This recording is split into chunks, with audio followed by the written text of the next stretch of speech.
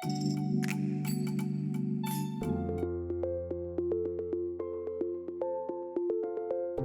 think people still believe that if they can only get that one break, all their wealth creation goals will be achieved. But creating wealth is an incremental journey. And I think if you can just do a few things right over an extended period of time, the results can actually be amazing.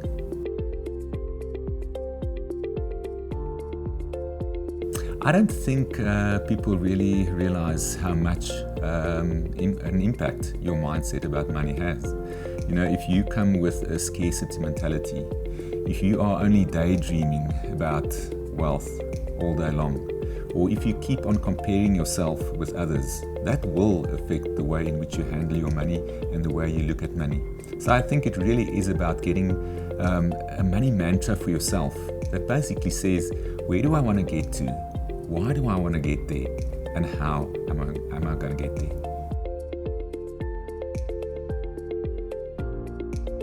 You basically have to start with two things. You first of all have to decide, where do you want to get to? And then you also have to look at where you are right now. So in terms of where you want to get to, you have to actually quantify it. And there's lots of tools out there. You can speak to a financial advisor to help you with that, depending on where you are in your journey. Some people don't have an advisor yet. We have, for instance, got the Wealth Mentor in PPS. It's a fantastic investment tool that can help you to quantify what that goal is and the period over time, or period of time that you want to achieve that over. And then you have to understand where you are. And that really comes down to what is your assets that you have, what's your liabilities, your debt, and also then what is your income stream if you look at your budget, right? So that will really tell you to what extent you can actually start saving and investing.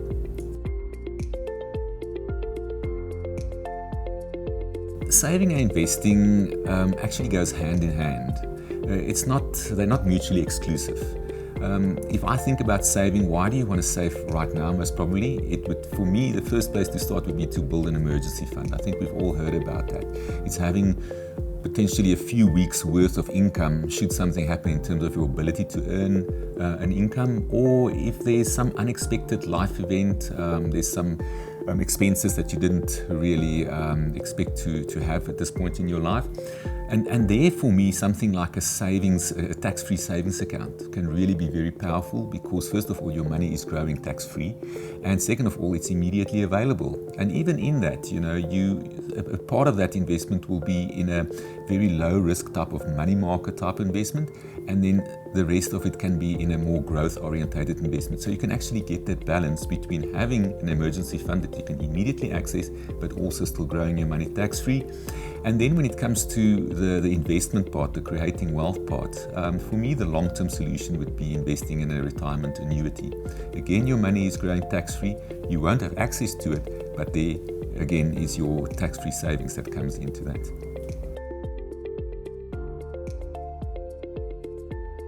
I think it's just getting carried away when there's a specific trend that's in the markets. I go back to, and again, I'm giving away my age, 1997, 1998, the Asian financial crisis.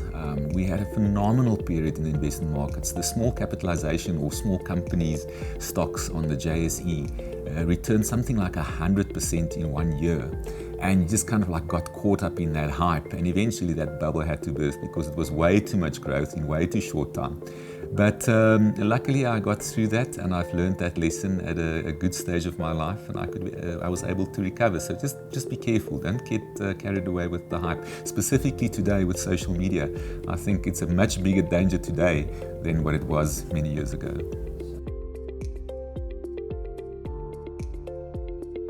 I think you just generally have to stay quite informed about what's going on around you in the world. Make sure that you understand broadly what's happening from a political perspective, economic, and also a market perspective. And then the one thing that I would avoid is to, watch your investments every single day. Emotionally we get caught up so easily, because if you've got 3 or 4 bad days in a row on the market, you see your investment value dropping.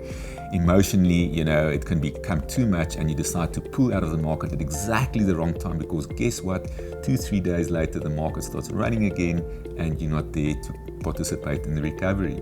So I think it's just staying generally informed, and also continue to look for opportunities to educate yourself when it comes to financial planning, and also your investments, because that's really where the power is.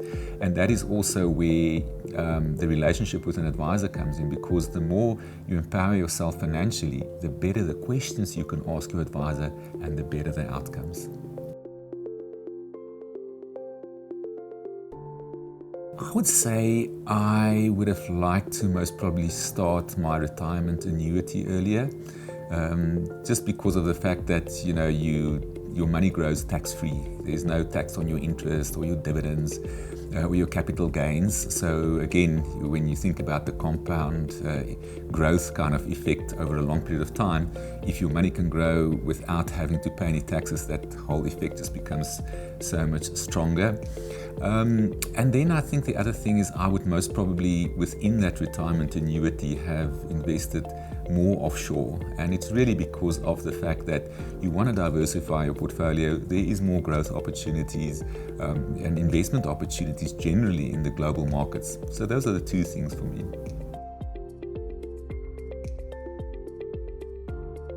There's a few signs that you can look out for to try and avoid a trap where something is maybe too good to be true. When the returns that's promised are just way above what the market generally would give you, that's the first warning signal already.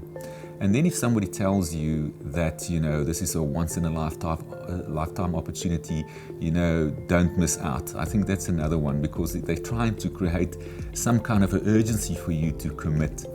And then if the investment opportunity is offered by a company that's not a registered financial service provider, just watch out for that. So I think there's two things. There's just from protecting yourself from a scam, that side of things, and then the other thing is to really just understand when it comes to the normal investment return and risk, just to make sure that the kind of risk that you can afford to take is kind of like the risk that you actually use in your investment strategy.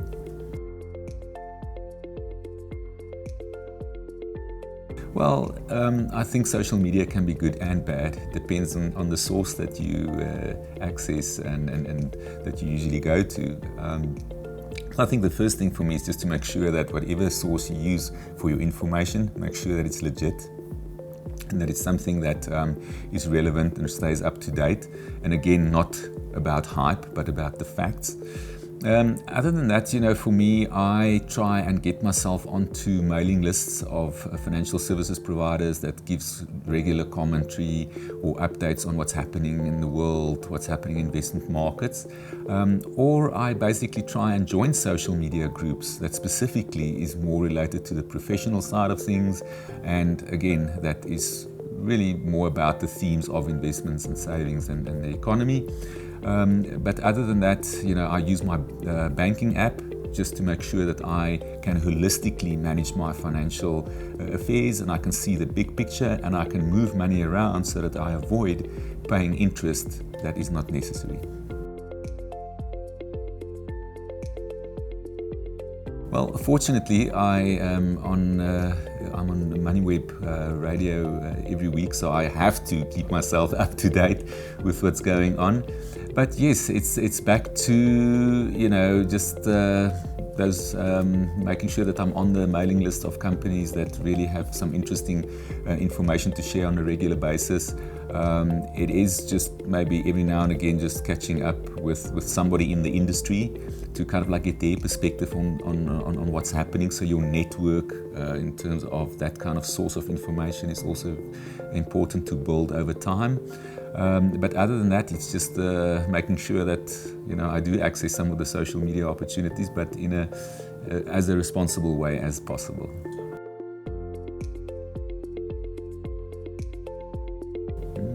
Well, I think for me, financial planning is the investment part, and wealth creation is an important part of that.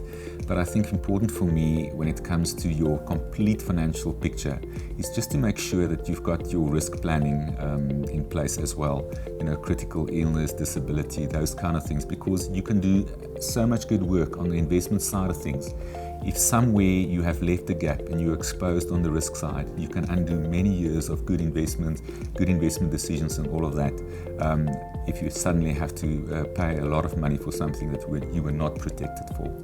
My name is Johan. I'm the author of Your Ultimate Personal Finance Guide, which is a book about managing your finances better. Please remember that this video is not advice and that you should rather speak to a financial advisor.